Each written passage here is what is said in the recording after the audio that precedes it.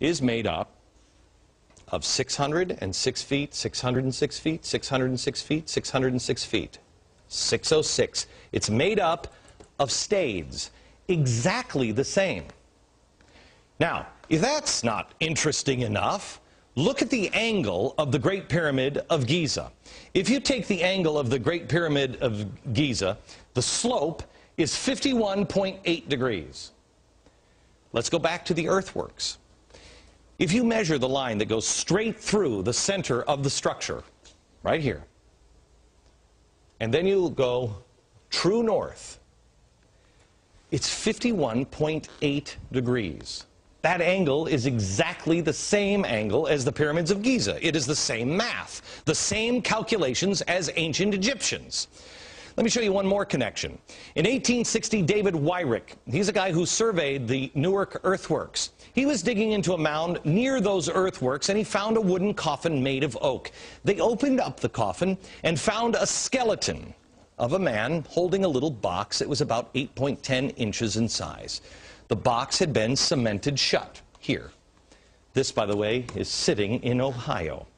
Well, he opened up the box and he found a little man inside, a little black stone. They took it to scholars and they looked at it. The man seems to be carrying something, and there's writing here at first they couldn't recognize. The writing is, they thought in 1860, some sort of Hebrew.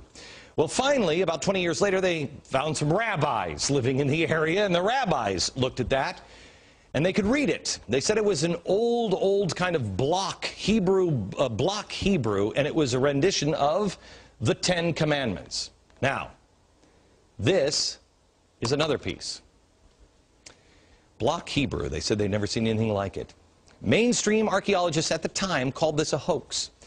But then in 1900, or just about after 1900, in Israel, they found the same block-style Hebrew writing. Mainstream archaeologists still dismiss the findings. They found it in Israel, and they found it in Ohio. But there was another stone that they found that they couldn't argue. This is the Bat Creek stone. It was found during the course of an official Smithsonian evacuation. The Smithsonian didn't understand the meaning of the writing on the stone. They thought it was Cherokee, since it came from Cherokee country. They didn't realize that it's actually Hebrew. They had published this originally upside down. They threw it in a box at the bottom of the Smithsonian, put it in the basement. Many years later, a scholar took it out of the box, looked at it, and went, oh my gosh, it's upside down. It's Phoenician, ancient Hebrew. So what's going on here? What is that about? Where is that history? I'll show you in a few minutes, and we're going to have a conversation, and I'm going to show you some more things that the Smithsonian, science, government, commerce colluded to erase. By the way, I want to thank the directors of the documentary Lost Civilizations of North America for bringing these stories to my attention. I was blown away. To find more, visit the website, lostcivilizationdvd.com. Here's the thing we should be asking ourselves. I don't know the story of these. Do you know that? Did you know that? Do you live in Ohio, and did you know that? Why not? Were the American Indians wronged? Yes. Yes. And that's what we focus on in America. Is we were bad to the American Indians. Forget about it. It's in the past. The question should be the ones that the founders asked. Who are they? What knowledge do they have? Can you imagine the difference we would have now if we would put our differences aside and put our past in the past and concentrate on today and say, let's learn from each other. What do you have? What is that? What is that? When we come back, I'm going to be joined by Peter Lilback, who is, I've told you before, is one of my favorite authors. He's going to talk to me a little bit about the founders here. And I'm also going to show you some documents that show how that history has been erased. Next. This is the Smithsonian Annual Report, 1882-1883. This is John Wesley Howell. This is an original copy.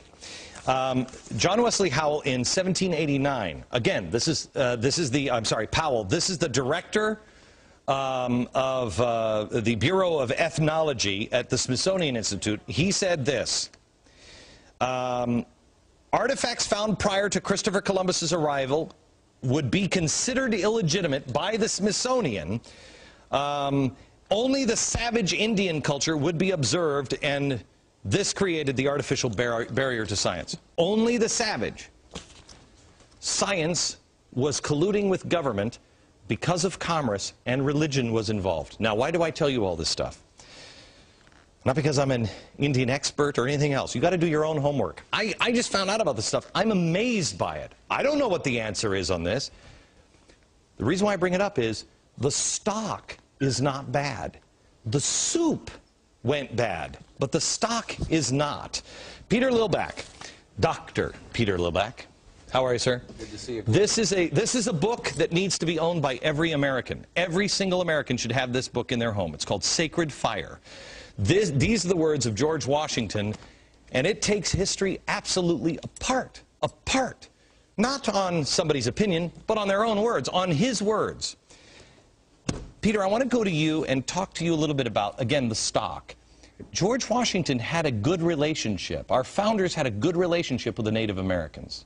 Right? There's no question about that. When they came to America, they realized they could not survive without a close relationship with the Indian people. The greatest story, for example, is the Pilgrims who were blown off course. 800 miles out of their destination in Virginia, they're in Massachusetts.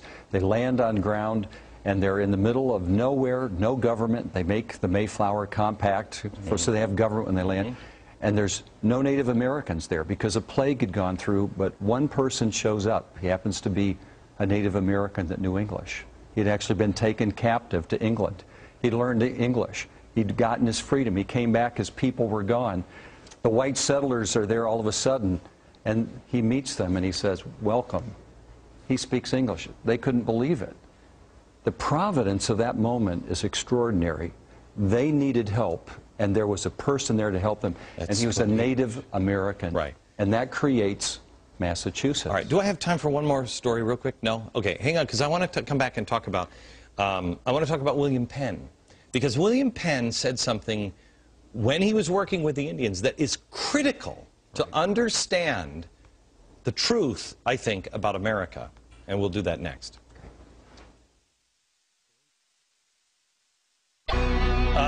The history that has been erased in our nation, and in particular with the Native Americans, happened because it didn't fit the story they created, Manifest Destiny. It only works when Indians were savages, and they had to have savages for commerce and government to expand. The ancient artifacts prove otherwise. Why aren't we looking into those? Peter Lilback is the president of Providence Forum and the author of George Washington's Sacred Fire. Okay, Peter. I think a great place for Americans to understand the truth about Americans and Native Americans and African Americans, all of it. It comes from William Penn. Tell the story. Great story. Philadelphia, the great founding city of the United States. That's where government began. It was founded by William Penn. He wanted a city without walls. And he determined that he would do it by making a constant commitment to justice and ethics with the Native Americans. There never was an Indian war with William Penn.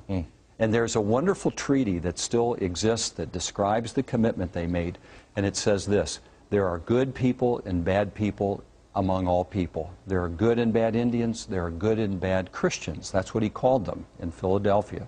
And he said, we must come together so that we will address these problems that will come with respect and by communication, affirming the good. That's where we need to be.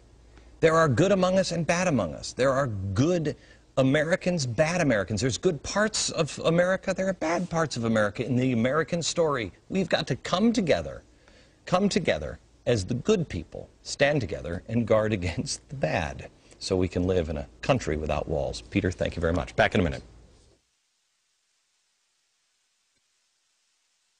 Expand our own understanding of America, good, bad, and ugly, with the Civil Rights Movement tomorrow and Friday. And then we'll see you down at the mall in Washington, D.C. on 8/28. Don't miss it. History in the making from New York. Good night, America.